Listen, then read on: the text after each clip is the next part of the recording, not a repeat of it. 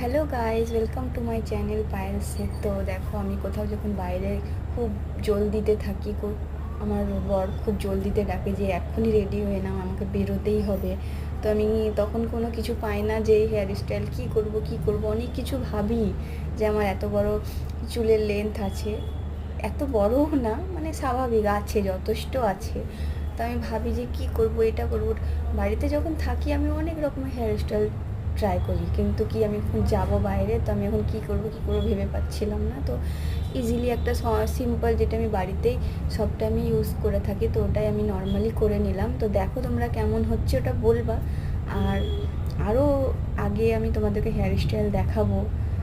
দেখো, এইরকমই আমি নর্মালি একটা হেয়ার স্টাইল করে আমি বেরিয়ে গিয়েছিলাম, যে তোমরা সব টাইমে নর্মাল যেটা করে থাকো। তো বলে দাও কেমন লাগছে। Bye bye.